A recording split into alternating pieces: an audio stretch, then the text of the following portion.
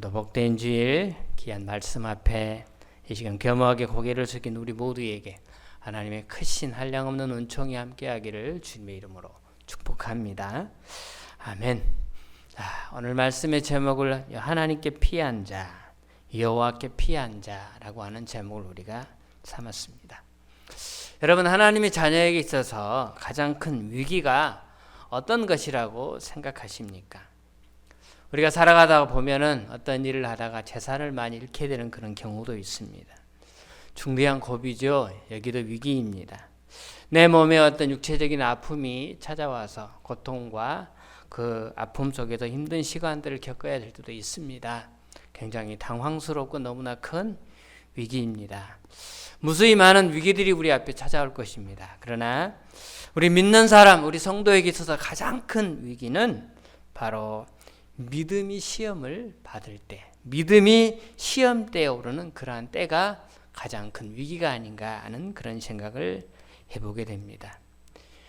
바로 이 상황에서 내가 믿음으로 설 것인가 아니면 세상적인 방법으로 설 것인가 라고 하는 그런 선택의 기록에 설 만한 그러한 상황이 바로 우리 믿는 사람들이 있어서 가장 큰 위기다는 그런 생각을 해보게 됩니다. 오늘 본문의 말씀에 등장하는 한 사람, 그는 그 위기의 때에 어떤 선택을 하고 있는가 라고 하는 사실을 우리가 본문 말씀을 살펴보면서 우리 신앙인에게 있어서 참으로 선택해야 될 두 길 앞에서 우리가 주저하지 않고 오늘 본문에 등장하는 주인공처럼 우리도 여호와께 피하는, 여호와의 그 곁에 서는 우리 모두가 다 되시기를 주님의 이름으로 권면합니다. 오늘 말씀의 내용은 이렇습니다. 오늘 이렇게 시작되죠. 여호와께 피하였거늘 내가 여호와께 피하였건. 우리 한번 다 같이 다시 한번 1절 볼까요? 시작. 내가 여호와께 피하였거늘 너희가 내 영혼에게 새같이 내 산으로 도망하라 함은 어찌함인가.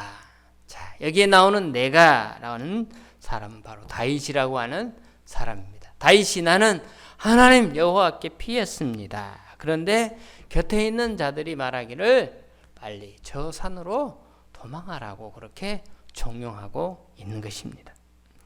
2절 말씀 계속적으로 있습니다. 다 같이 읽습니다. 시작. 악인이 활을 당기고 화살을 쉬에 먹이며 마음에 바른 자를 어두운 데서 쏘려 하는도다. 악인이 지금 활 쉬를 당기고 있습니다. 자기를 쏘려고, 의인을 쏘려고. 바로 그러한 상황에서 이런 상황 가운데 있는 그런 자신의 상태에 곁에 있는 사람들이 그 모습을 보았을 때 그들이 뭐라고 말하겠습니까? 빨리 피해라.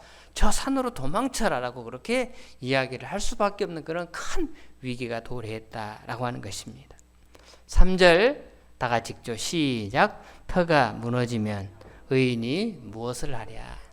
인생에 있어서 기초가 무엇이면 그가 아무리 의인일지라도 어떻게 행동을 하겠느냐. 너는 이 상황에서 도망가지 아니할 수가 없다. 너는 선택의 기로에 있어서 달리 다른 방법, 선택할 방법이 없고 도망치는 그 수밖에 없다. 참으로 큰 위기라고 볼 수가 있는 것입니다. 아마 이 내용을 보면 다윗의 측근들이죠. 아주 가까운 사람들이 자기들을 위함이 아닙니다. 다윗을 위해서. 그래서 지금 엄청난 위기가 왔으니 속히 몸을 피하라고 간절히 그들이 곁에서 호소하고 있는 것입니다. 실제로 그 상황이 어떤 상황인지는 정확하게 우리가 추측을 할 수는 없습니다. 이렇다라고 단정 지을 수는 없지만 다윗의 인생에 그런 어마어마한 큰 위기들이 많았죠. 사울 앞에서도 아들에게 쫓기는 그런 상황 속에서도 저 아기스 왕 앞에서도 여러 상황들이 많이 있었습니다. 여하튼 가까이에 있는 사람들이, 측근들이 다윗의 생명을 염려해 주면서 또 그의 안전을 생각해서 어떻게 하든지 바로 좀 손쉬운 길로 다윗이 나아가도록 곁에서 도와주면서 그렇게 노력하고 있는 사람들이 지금 다윗에게 종용하고 있는 것입니다. 우리가 이 말씀을 정확하게 이해를 하려면 우리 두 가지의 단어의 개념에 대해서 우리가 의미를 정확하게 알아야 할 것입니다. 첫 번째로 여호와께 피했다라고 하는 말이 무엇인가 라고 하는 것이죠. 네, 그렇습니다. 여호와께 피하였다 라고 하는 것은 앞에 나온 대로 믿음으로 행동한다 라고 하는 것입니다. 그리고 주변 옆에서 종용했던 산으로 도망하라 라고 하는, 산으로 도망간다 라고 하는 말씀의 의미는 그렇죠. 해상적인 방식으로 행동한다. 일반적인 방식으로, 신앙적인 방식이 아닌 일반적인 방식으로, 그래서 너의 지금의 위기의 상황을 극복할 수 있는 그런 방법으로 행동을 취하는 것입니다. 여러분, 우리도 신앙적으로 행동할 것이냐, 아니면 비신앙적인 길이지만 그 길을 택할 것이냐라고 하는 기로에 설 때가 많이 있게 됩니다. 서두에서도 말씀드렸듯이 우리 신앙에 있어서 가장 큰 위기의 순간이 어디인가? 바로 그때 나는 신앙적인 길을 선택할 것인가, 아니면 비신앙적인 길을 선택할 것인가 라고 하는 이 믿음이 시험대에 오르는 때가 우리 인생에, 신앙인에 있어서 가장 큰 위기의 때가 아닌가 하는 그런 생각을 해보게 되는 것입니다. 왜 그렇습니까? 신앙적인 길을 선택하는 그 길에는 너무나 좁고 험악하기 때문이죠. 그 길은 모진 고통이 따를 수도 있습니다. 때로는 손해도 많이 감수하지 아니하면 안 되는 그런 때도 많이 우리 가운데 찾아오게 되는 것입니다. 이런 양자의 태기를 우리는 항상 앞에 놓고 심각한 도전을 받으며 살아갈 때가 얼마나 많이 있습니까? 다니엘과 그의 세 친구들은 바벨론의 포로로 끌려갔죠. 그들은 너무나 운이 좋게도 바벨론이 잡아온 많은 포로들 중에서 좀 똑똑한 사람들을 가르쳐서 그들을 바벨론화 시켜서 나중에 바벨론 자기들의 명령대로 행동하는 그런 앞잡이로 그들을 사용하기 위해서 왕궁학교를 개설하고 바로 이 세 명의 친구와 다니엘이 그 학교에 입학을 하게 되었던 것이죠. 포로로 잡혀온 주제에 그러한 왕궁학교에 입학을 하게 되었으니 얼마나 그들에게 감지덕지한 그런 순간이 되겠습니까? 그들은 끌려간 나라에서 지금 융숭한 대접을 받기를 시작하는 것입니다. 그들은 바벨론 궁전에서 호의호식 할 수 있습니다. 그들은 그들의 바벨론의 모든 지식들을 습득하여 아주 똑똑한 인재들로 성장할 수 있는 그런 기회가 그들에게 주어졌습니다. 모든 사람들이 우러러보는 그런 돋보이는 자리에 그들이 설 수 있게 되는 그러한 기회가 그들에게 주어지게 된 것입니다. 그런데 여러분 어떻습니까? 다니엘과 그의 친구들은 첫날부터 위기에 직면하게 되죠. 뭐 엄청나고 대단한 것 아닌 것 같지만은 신앙인들에게 있어서 너무나 큰 위기가 그들에게 닥치게 된 것입니다. 그런데 그 위기는 아주 사소한 식탁에서 시작된 것이죠. 진수성찬을 차려놓은 식탁을 그들이 받았을 때 그들은 양자태기를 아니하면 안 되는 그런 심각한 기로의 순간에 그들이 서게 되었던 것입니다. 그것은 식탁 위에 놓여진 그러한 모든 음식들이 채소로 만든 것, 곡식으로 만든 것 빼놓고는 신앙 양심상 도저히 먹어서는 안 되는 것들로 가득 채워졌던 것들이죠. 아마 대부분의 음식이 바벨론의 우상 앞에 이미 바쳐졌던 그런 음식들이었고, 성경에서 그 많은, 하나님 말씀에서 그 많은 당신의 백성들에게는 손도 대지 말라고 하는 그런 부정한 고기들이 가득 올려진 그러한 식탁이었을 것입니다. 그들은 이 음식을 먹어야 되느냐, 먹지 않아야 되느냐라고 하는 큰 위기의 순간에 놓이게 된 것입니다. 여러분, 그 상황에서 어느 길이 가장 빠르겠습니까? 어느 길이 가장 편안하고 또 평범한 길이 되겠습니까? 잠깐 포로로 끌려온 주제의 신앙은 무슨 신앙이냐? 잠깐 신앙 접어두고 그리고는 자신들의 안위를 위해서 잠시 그까짓 거 먹는 거 그게 무슨 큰 죄냐? 아니 죄가 된다 한다 할지라도 잠시 그 죄의 순간들을 못 이기는 척하면서 넘어가는 것, 그것도 참 지혜다라고 그들은 생각할 수 있습니다. 그래서 얼마든지 먹는 쪽을 선택하는 것이 훨씬 더 쉬운 길이고 편안한 길이었을 것입니다. 그리고 아마 그쪽을 선택했더라면 한동안은 성공한 것이고 몇 년 동안은 그들은 편안하고 참으로 부귀영화를 누렸을 것입니다. 하지만 만약에 그 길을 계속해서 선택했더라면 여러분, 하나님이 다니엘에게 주셨던 그러한 총명한 지혜는 그는 없었을 것입니다. 다니엘과 세 친구는 느부갓네살 왕이 권좌에서 물러나는 것과 동시에 그들의 모든 정치적인 생명도 끝났을 것입니다. 아니, 그들의 실제적으로 생명도 끝났을지도 모릅니다. 그러나 그들은 자기 양심상 도저히 먹을 수 없다고 여호와 앞에 피하는 쪽을 그렇게 선택하게 되었던 것입니다. 그리고 그들에게 어떤 결과가 나타났는지 우리는 잘 알고 있습니다.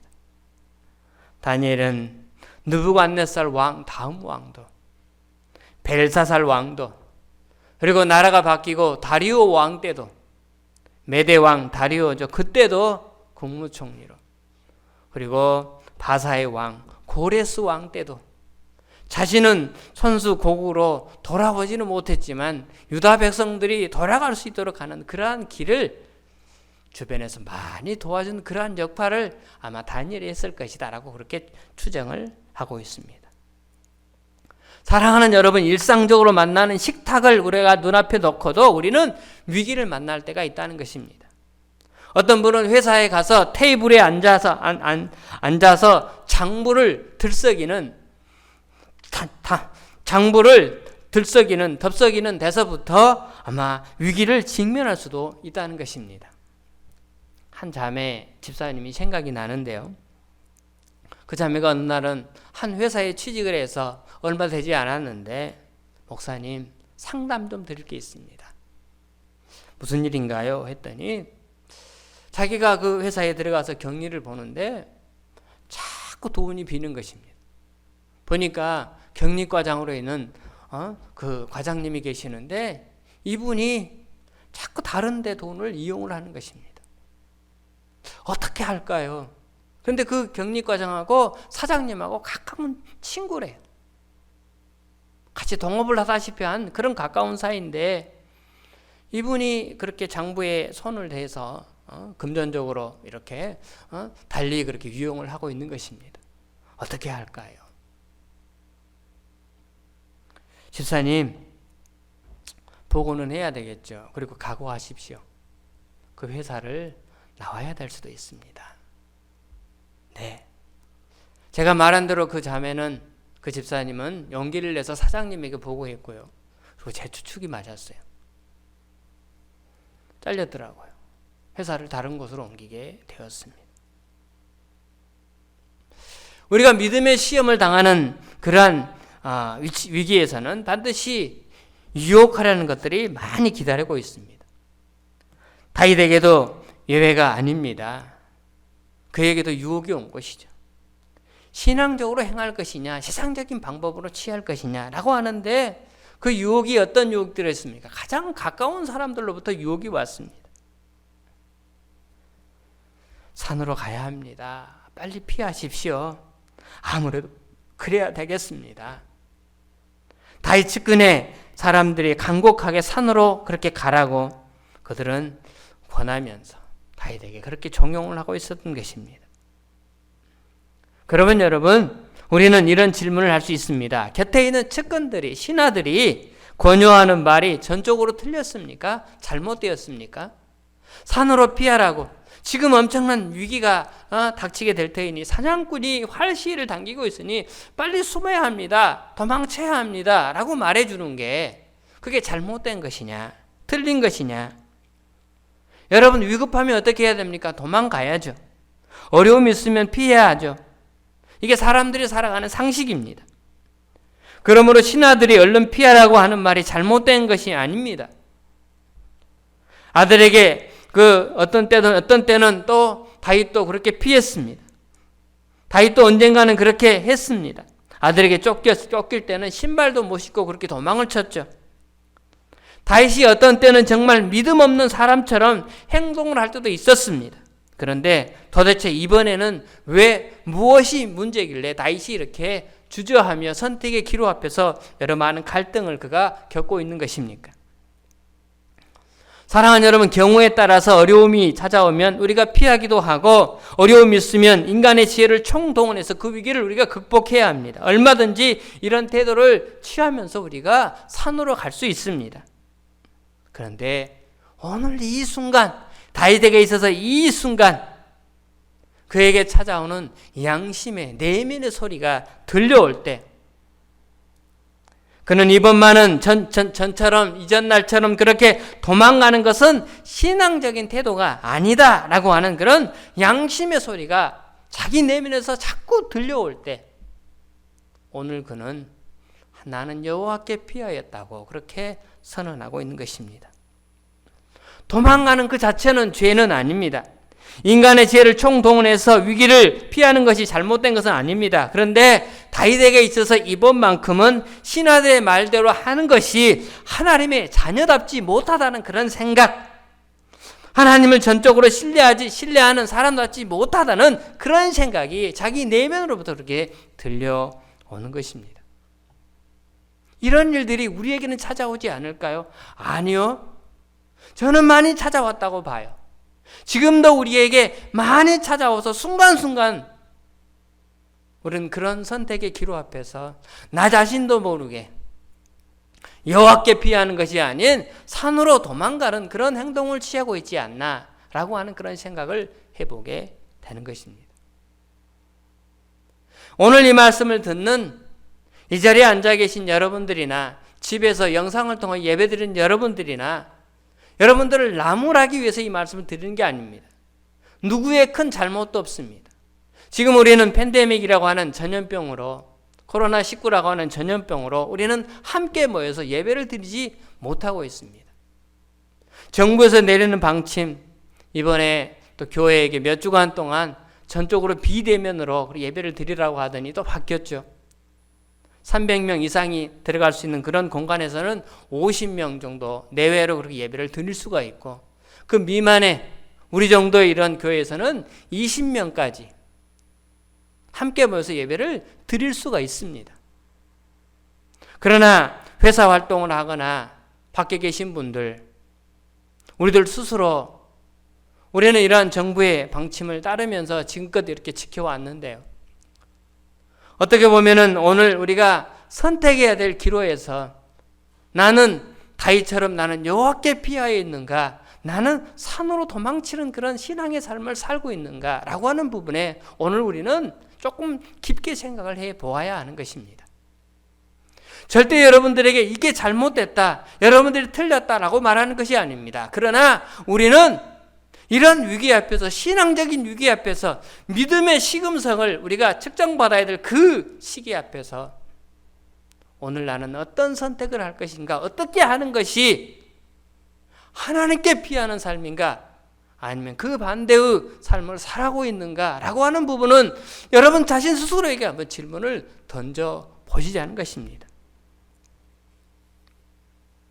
사도 바울은 3차 전도여행을 마칠 즈음에 예루살렘 교회가 매우 어렵다는 소식을 전해 듣게 됩니다. 그리고는 내가 돌아가야지. 그리고는 지금껏 자신이 선교회에서 세워놓은 그러한 교회들에게 부탁을 합니다.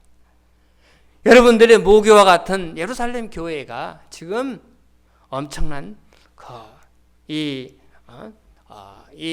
기후적인 변화로 인해서 고난을 겪고 있다. 큰 가뭄을 만나서 힘든 시기를 겪고 있으니 우리가 이때 십시일반 함께 도웁시다 해서 구제헌금을 요청을 하죠. 그래서 다윗은 여러 교회를 들려서 그 구제헌금을 받아가지고 예루살렘 교회를 돕기 위하여 돌아오는 과정 속에 있습니다. 그리고는 각 선교지마다 그 구제헌금을 받아서 돌아오려고 하는데, 그곳에 있는 성도들이 또 지도자들이 바울 선생이 예루살렘으로 돌아가는 것을 한사코 말리는 일이 발생하게 된 것입니다. 그 사람들도 기도하는 사람들입니다. 그들도 성령의 지시를 똑똑히 아는 사람들입니다. 그들도 하나님의 뜻을 잘 분별할 줄 아는 거룩한 성도들입니다. 그런데 그들이 바울에게 찾아와서 자기들에게 성령의 음성이 들렸습니다. 환상 중에 띠를 보여주었습니다. 그 띠가 당신의 것이었습니다. 그 띠가 당신을 물고 있었습니다. 당신이 이번에 예루살렘으로 올라가면 당신은 결박됩니다. 붙잡힙니다. 제발 돌아가지 마십시오. 라고 그렇게 간청을 하는 것입니다. 여러분, 그럴 때 바울이 취할 수 있는 태도가 무엇입니까? 분명히 성령께서 그와 같은 위험을 예고했다면 안 가는 것이 지혜가 아닙니까? 꼭 가지 않아도 특별한 문제가 없습니다. 하나님이 자신을 통해서 어떤 암시를 주시지 아니하면 때로는 다른 형제들을 통해서도 자신에게 충분히 암시를 줄 수 있다는 게 성경적인 근거입니다. 그러니까 바울은 자기 계획을 수정할 수도 있습니다. 아, 내가 잘못 생각했구나. 그래서 하나님이 형제들을 통해서 그렇게 깨우침을 주시는구나 라고 그렇게 생각하고 형제들의 말을 받아들이면서 예루살렘으로 돌아가지 아니할 수도 있었습니다. 그런데 그는 끝까지 고집하면서 예루살렘으로 돌아갔습니다. 그리고는 결박되었고 마침내 그는 풀려나지 못했습니다. 앞에서 말한 다윗처럼 사도 바울도 자기의 신앙 양심상 예루살렘에 돌아가는 것이 하나님의 뜻이었다고. 이때 만약에 자기의 생명이 위험하다고 자꾸 가지 말라는 사람들의 말을 듣고 가지 않으면 바울 자신 스스로가 생각하기를 이거는 신앙으로 믿음으로 행동하는 것이 못된다라고 하는 자기 양심의 소리가 자기 내면에서 그는 들렸기 때문인 것입니다. 그러므로 사랑하는 성도 여러분, 마지막은 본인이 스스로 결론을 내려야 합니다. 주변에서 아무리 한사코 말리고 눈물을 흘리고 아무리 정에 못 이겨서 내 앞길을 그렇게 막아도 너는 그 모든 것을 뿌리치고 예루살렘에 가야 한다라고 하는 라고 하는 것이 믿음의 태도예요. 이것이 하나님의 뜻이다. 바울은 그렇게 판단을 하고 마침내 그 길을 선택하며 나아갔던 것입니다. 만약에 바울이 양심의 그와 같은 음성이 들리는데도 주변 사람들의 말을 따랐다면 그것은 분명히 믿음의 행동을 취하지 못한 것이 될 것입니다. 다시 말해서 그는 산으로 도망간 그런 결과로 치닫게 되었던 것이죠. 사랑하는 여러분, 오늘 이 시간 우리들 스스로에게 질문을 던져보아야 합니다. 나는 믿음의 사람으로 이러한 선택의 기로 앞에서 나는 여호와께 피하여 살아가고 있는가? 아니면 때로는 나도 수없이 많은 순간들을 산으로 도망간다라고 하는 그런 이러한 범위 안에서 자유하지 못하는가라고 하는 부분을 스스로에게 한번 질문을 던져보시기 바랍니다. 그리고 이러한 순간순간이 다가왔을 때 참 믿음을 통하여서 세상이 뭐라고 하든 주변에서 뭐라고 하든 항상 하나님께 피할 수 있는 믿음과 그에 따른 용기가 동반되는 주의 거룩한 종들이 다 되시기를 주의 이름으로 축원합니다. 자, 그런데 다윗처럼 이렇게 경우에 따라서 하나님께 깊이 하는 믿음의 행동을 하려면 우리에게 무엇이 필요할까요? 네, 반드시 필요해야 되는 것이 있습니다. 그것은 뭐냐면 하나님에 대한 확신입니다.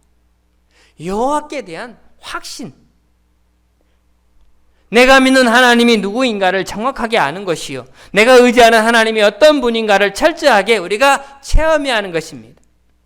그러면서 여지부동 움직일 수 없는 분명한 믿음의 반석이 우리 가운데 있어야 하는 것입니다. 이것을 확신이라고 말합니다.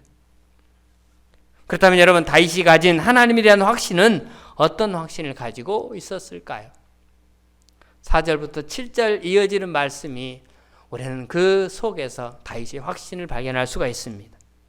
자, 우리 4절 말씀 한번 다 같이 보겠습니다. 시작. 여호와께서는 그의 성전에 계시고 여호와의 보좌는 하늘에 있으며 그의 눈이 인생을 통촉하시고 그의 안목이 그를 감찰하시도다.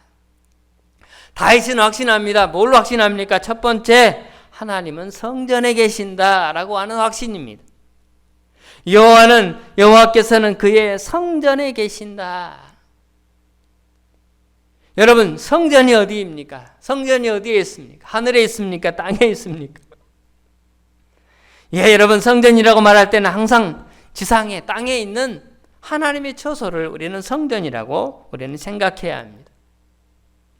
하박국 2장 20장에도 이런 말씀이 나오죠. 하박국 2장 20절 시작. 오직 여호와는 그 성전에 계시니 온 땅은 그 앞에서 잠잠할지니라 하시니라. 아멘. 여호와는 어디 계신다고요? 성전에 계신다고요. 네, 성전은 하나님이 임재한 지상의 장소죠. 지상에 있는 하나님의 처소가 바로 성전입니다. 그래서 다윗은 하나님을 성전에 계시는 분으로 그렇게 확신했다는 것입니다. 곧 하나님을 지상에서 백성들과 함께 계시는 분으로 그는 확신했다는 것입니다.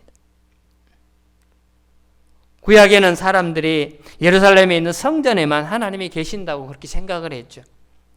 그래서 바벨론의 포로로 잡혀갈 때도 그들은 그곳에서도 예루살렘에 있는 성전을 향하여 창문을 열고 다니엘도 기도했고 많은 사람들이 예루살렘의 성전을 동경하고 그것을 바라보았습니다. 예루살렘이 점점 멀어질수록 그들은 하나님의 성전에서 점점 멀어진다고 하는 그런 처량한 생각을 갖게 되었습니다. 이것이 구약적인 그런 배경에서 나온 거지. 그러나 여러분, 신약적인 개념에서 성전은 어떤 것입니까? 우리와 함께 계시는 임마누엘의 현장인 것입니다. 임마누엘의 현장, 하나님이 우리와 함께 하시는 것입니다. 하나님이 우리와 함께 동행하신다라고 하는 고백인 것입니다. 요한복음 8장 29절에도 이런 말씀이 나오죠. 요한복음 8장 29절 시작. 나를 보내신 이가 나와 함께 하시도다. 나는 항상 그가 기뻐하시는 일을 행함으로 나를 혼자 두지 아니하셨느니라. 여기 나는 예수님입니다. 나를 보내신 이니까 누굽니까? 하나님 여호와죠. 여호와께서 예수님을 보냈습니다. 마찬가지로 하나님이 예수님을 보내신 것처럼 예수님이 우리를, 당신의 제자를 보내셨다는 것입니다.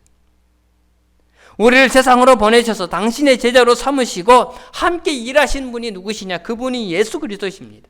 그러므로 예수님을 세상에 보내신 분이 하나님인데 그 예수님과 함께 하신 것처럼 예수님을 보내신 하나님이 예수님과 함께 하신 것처럼 마찬가지로 우리를 보내신 예수님이 임마누엘로 우리와 함께 하신다는 것입니다. 내가 세상 끝날까지 너희와 항상 함께 있으면, 여러분, 이것이 바로 신약시대의 성전의 개념인 것입니다. 오늘날 신약시대의 성전은 어디입니까? 주님이 계시는 곳, 하나님이 함께 하시는 성전은 어디입니까? 건물이 아닙니다. 어디입니까? 이 속, 내 마음속에 계십니다. 내 몸이 성전입니다. 이 속에 누가 계세요? 예수 그리스도가 계시고 이 속에 하나님이 계시는 것입니다. 곧 이 말은 나와 함께 하시는 것입니다. 나를 혼자 두지 아니하셨느니라. 당신의 자녀와 함께 늘 동거하시며 늘 동행하시며 우리의 생각까지도 주장하시며 다스리시는 그 하나님이 오늘도 너와 함께 한다라고 하는 이 확신, 하나님은 성전에 계신다라고 하는 이 구약적인 다윗의 확신이 오늘날 우리 모두에게 분명히 있어야만이 우리는 여호와께 피할 수가 있는 것이지, 아니면 우리는 그 반대의 결과로 산으로 도망치는 인생이 될 수밖에 없다는 것입니다. 사랑하는 성도들, 여러분은 어떻습니까? 하나님이 여러분의 성소에 계시다는 것을 틀림없이 믿습니까? 아멘입니까? 네, 마찬가지입니다. 어디를 가도 여러분이 어떤 일을 당해도요, 어떤 상황에서도요, 그 사실은 하나님이 우리와 함께 하신다는 사실, 우리와 동행하신다는 사실, 이것은 움직일 수 없는 분명한 진리라는 것을 우리는 확신을 갖고 날마다 도전하며 나아가야 하는 것입니다. 다윗에게 있어서 두 번째 확신은 무엇이었느냐? 그는 하늘 보좌에 앉아 계시는 하나님으로 확신합니다. 하늘 보좌에 앉아 계시는 하나님. 여호와께서는 그의 성전에 계시고 하나님의 보좌는 하늘에 있으며 그의 눈이 인생을 통촉하시고 그의 안목이 그들을 감찰하시도다. 아까 읽었던 4절 말씀입니다. 하늘 보좌에 앉아 계시는 하나님은 어떤 하나님의 초월자라는 것입니다. 초월자. 온 우주 위에 계셔서 우주를 충만하게 채우시는 초월자가 되시는 하나님이시다, 그 말입니다. 그리고 모든 우주 만물을 주관하시는 그 주권자가 되시는 하나님입니다. 그 하나님을 다윗은 분명히 알고 확신하며 고백하고 있는 것입니다. 시편 138편 6절 말씀 다 같이 보겠습니다. 시작. 여호와께서는 높이 계셔도 낮은 자를 굽어 살피시며 멀리서도 교만한 자를 아심이니이다. 하늘 보좌에 앉아 계시는 그 하나님은 세상을 감찰하신다는 것입니다. 높이 계셔도 낮은 자를 굽어 살피시며 멀리서도 교만한 자를 다 아신다. 모두를 다 감찰하신다는 것입니다. 말씀 그대로 하나님의 눈에는 벗어나는 사람은 하나도 없습니다. 하나님이 모르신 일도 없습니다. 하나님은 높은 곳에서 모든 것을 다 알고 계시고 내려다보고 계시고 모든 세상을 주관하고 계신다는 이 사실을 그는 틀림없이 믿고 있었던 것입니다. 이것이 그를 하나님 여호와께 피할 수 있도록 하는 확신의 근거가 되었습니다. 성소에 계시는 하나님, 나와 함께 동행하시는 하나님에 대한 철저한 그런 믿음, 철저한 신앙이 그를 하나님께 늘 피하게 만들었던 것입니다. 하늘 보좌에 앉아 계신 하나님은 어떤 분이셨다고요? 초월자로서 온 우주 만물을 주관하시고 감찰하시는 하나님으로서에 대한 이에 대한 신앙, 굳건한 확신이 그는 양심의 소리를 항상 믿고 선택하도록 만드는 그러한 계기가 되었던 것입니다. 그렇다면 그 하나님이 의인에 대해서는 어떻게 하십니까? 5절 말씀 다 같이 보겠습니다. 시작. 여호와는 의인을 감찰하시고 악인과 폭력을 좋아하는 자를 마음에 미워하시도다. 의인은 어떻게 하신다고요? 감찰하신다고요. 감찰하신다. 눈을 떼지 않고 지켜보고 계신다는 것입니다. 눈을 떼지 않고 지켜보고 계신다는 의미는 그 속에 우리를 보호하신다는 것이죠. 행여나 그가 잘못된 길로 갈까? 행여나 그가 누군가 파놓은 그 수렁에 빠질까? 득달같이 달려가서 그 수렁을 메우시고 때로는 방향을 틀으시고 여러 가지 다양한 방법들을 통하여 사랑하는 자녀를 지키신다라고 하는 게 감찰하신다라고 하는 말씀 속에 담겨진 의미인 것입니다. 그 의인을 어떻게 하신다고요? 7절 말씀 다 같이 보겠습니다. 그 의인은 어떤 사람인가? 7절 다 같이 보죠. 시작. 여호와는 의로우사 의로운 일을 좋아하시나니 정직한 자는 그의 얼굴을 배우리로다. 하나님이 의인을 감찰하시는데 그렇다면 그 의인은 누구냐? 7절에 보니까 정직한 자다라고 말합니다. 정직한 자다. 하나님께서 눈을 떼지 않고 따라다니는 사람, 이것은 의로운 자요, 정직한 사람입니다. 정직한 자는 그 얼굴을 배우리로다 라고 하는 말씀이 참 묘한데요. 여러분, 이런 하나님과의 거리감이 없이 신앙생활을 하는 사람, 그래서 하나님은 나를 예의주시하고 계시고 나는 그 하나님을 항상 가까이 계시는 그런 분으로 느끼면서 두 사이에 거리감이 없는 그런 신앙생활을 하려면 우리가 어떻게 할까요? 네, 정직하지 못하지만 정직에 도전해야죠. 완전한 의를 드러낼 수 없지만 우리는 그 의를 의롭게 살아가도록 우리는 도전해야 하는 것입니다. 오늘날 교회의 약점, 강단의 약점이 무엇입니까? 믿음은 굉장히 강조하는데 삶은 그리 강조를 못합니다. 왜요? 우리가 너무나 쉽게 무너지기 때문에. 하지만 오늘 하나님 우리에게 다윗을 통하여 요구하시는 의인의 조건은 무엇입니까? 정직한 자를 찾으신다는 것입니다. 여호와 앞에 진실한 자, 정직하기 위해 최선을 다하여 정말 순종하며 노력하며 애쓰며 그렇게 나아가는 사람, 이런 믿음의 사람들을 하나님이 찾고 계시는 것입니다. 그러나 악인에게는 어떻게 합니까? 악인에게는 하나님이 이렇게 감찰하신다고 말합니다. 6절 말씀 다 같이 보겠습니다. 시작. 악인에게는 그물을 던지시리니 불과 유황과 태우는 바람이 그들의 잔에 소득이 되리로다. 그물을 던지신다. 포획한다는 것이죠. 그들을 그물 안으로 포획해서 그들을 꽁꽁 묶어서 불과 유황과 태우는 바람이 그들의 잔에 소득이다. 그들의 인생의 결과가 무엇입니까? 불과 유황불로 그들은 철저히 태움받게 되는 안타까운 인생의 비극을 초래하지 아니할 수가 없다는 것입니다. 시간이 갔으니까 말씀을 정리합니다. 하나님께 피할 것이냐 아니면 산으로 도망갈 것이냐. 우리는 이 기로에서 많은 유혹이 우리를 따라다닙니다. 한 집사님이 생각나는데요.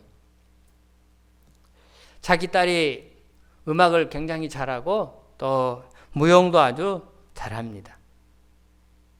그래서 딸의 취미를 잘 살려주고 그리고 이쪽 길로 그가 앞으로 잘 성장을 했으면 좋겠다 해서 그는 이 리틀 엔젤스라고 하는 합창단에 시험을 치르게 했고 그래서는 합격 통보를 받게 되었습니다. 그리고 그 순간까지 리틀 엔젤스가 어떤 배경을 갖고 있는지 그는 전혀 몰랐습니다. 그제 자녀 장래를 위해서 이곳에 합격을 하게 되면은 무용도 잘하고 노래도 잘하고 하니까 얘 꿈을 키우고 하는데 너무나 큰 도움이 되겠다 싶어서 시험을 치르고 그렇게 오디션을 봐서 합격하게 된 것입니다. 얼마나 좋습니까? 합격을 했으니. 그런데 합격되고 나서 어디선가 들었더니 그 리틀 엔젤스는 통일교회에서 운영하는 그런 곳이었습니다. 바로 그런 곳이라고 누군가 곁에서 알려주었습니다. 이 자매가 기로 앞에 선 것입니다. 내 딸을 그냥 그곳에 보내서 그래서 많이 배우도록 해서 자신의 꿈을 펼쳐가는데 그 정도쯤 이용하면 어때? 아니면 저 내면에서 들려오는 소리 안 돼. 통일교잖아. 가서 하나님을 찬양해야 되는데 문선명이를 찬양할 수도 있다. 여러 가지 들려오는 신앙 양심의 소리 앞에서 그는 기로에 그게 서게 되었던 것이죠. 마침내 그는 딸을 보내지 않기로 결정을 합니다. 그리고 딸에게 미안하다고 얘기하고 그 딸을 이해를 시켰습니다. 어린 딸이 처음에는 받아들일 수 없다고 울고불고 했지만 나중에는 설득시켜서 가지 않기로 그렇게 결정을 했습니다. 여러분 어떻습니까? 잘했나요? 잘못했나요?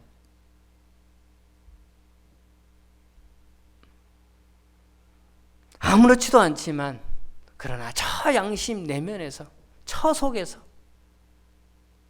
나에게 들려주는 수많은 음성들에 대해서 신앙 양심상 바로 선택해야 될 기로 앞에 서게 되는 수많은 순간들에 있어서 우리 용기를 가지고 도전하면서 참으로 하나님 여호와께만 피할 수 있는 그런 신실한 믿음의 사람으로 우리가 나가기 위해서 어떻게 해야 될까요? 네. 지금 현재의 신앙 정도의 수준에서 한층 더 성숙된 그런 신앙의 정도를 그 수준을 우리가 높여야 되지 않을까요? 그러려면 더 정직해야 되고 더 하나님 말씀에 대하여 우리가 도전해야 되고 그리고 더 우리가 순종하며 나아가야 할 것입니다. 하나님께 피한 자 하나님께서 지켜주실 것입니다. 하나님은 전능하신 분이 온 우주를 다스리시고 당신의 권세하에 두시면서 당신의 사랑하는 자녀에게 가장 최고의 선물을 날마다 베풀어 주시는 전능하신 하나님입니다. 언제나 그 하나님 여호와께 피할 수 있는 믿음의 사람으로 도전하며 나가는 우리 모두의 미래가 다 되시기를 주님의 이름으로 축원합니다. 여러분 복음성가 하나님은 우리의 피난처가 되시며 환난 중에 우리의 힘과 도움이시라. 우리 함께 이 귀한 가사를 생각하면서 기도하는 마음으로 찬양하도록 하겠습니다.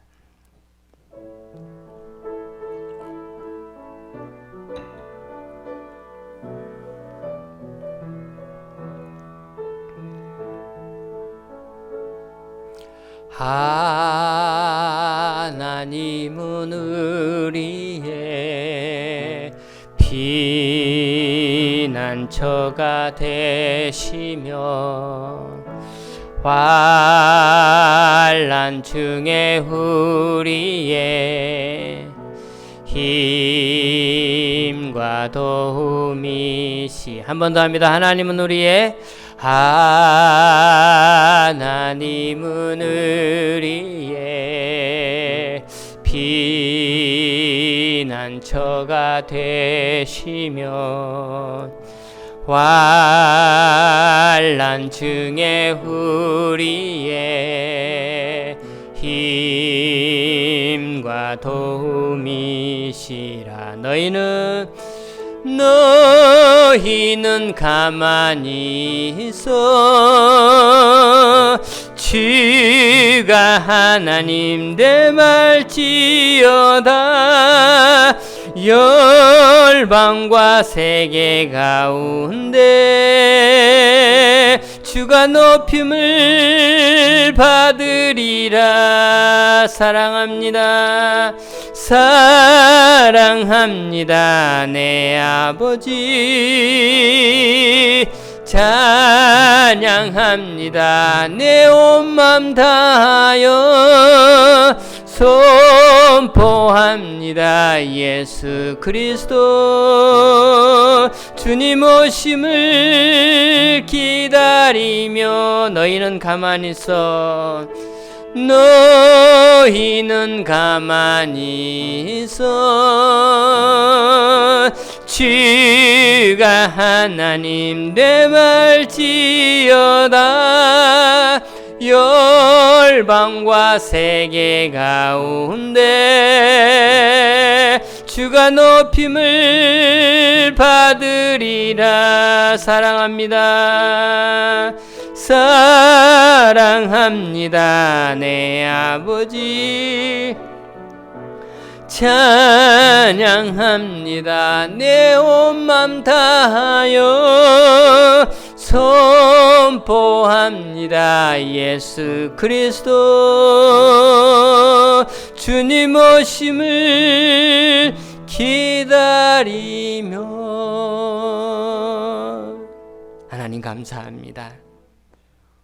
여호와가 우리의 피난처가 되신다고 하나님이 약속하셨고 내게로 오라고 내가 너희를 안식하도록 너희들의 모든 피난처가 되어 내 안에 들어온 모든 자에게 참 안식을 줄 것이라고 하나님 말씀하신 이 귀한 진리의 말씀 붙들고 오늘도 하나님께 피하렵니다. 때로는 세상적인 유혹들이 우리로 하여금 산으로 도망가라고 수많은 말들로 상황들로 우리를 유혹하지만 이겨낼 수 있는 믿음의 사람, 정직한 사람 되어지게 하여 주시어서 항상 주님 그 품 안에만 거하는 하나님 여호와께로 피하는, 그래서 궁극적인 승리를 맛보는 믿음의 사람들 다 되게 하여 주시옵소서. 오늘도 우리를 불러주시고 또 우리를 지켜주심에 감사하여 귀한 존전에 나오며 예물 주 앞에 드립니다. 받아 흠양하시고 드리는 손길 집집마다 가정마다 하는 이들마다 복의 복을 더하여 주시옵소서. 오늘도 안타까운 상황으로 가정에서 함께 예배에 참여하는 모든 성도들을 주님 붙잡아 주옵시고 그들의 모든 삶의 현장에 하나님 여호와께서 하시는 주의 귀한 비밀들을 맛보는 주의 거룩한 종들 다 되게 하여 주시옵소서. 약속하신 말씀대로 당신 품에 거하는 모든 자를 지켜주시고 보호하여 주실 줄로 믿고 예수님 거룩하신 이름으로 감사하며 기도드리옵나이다. 아멘.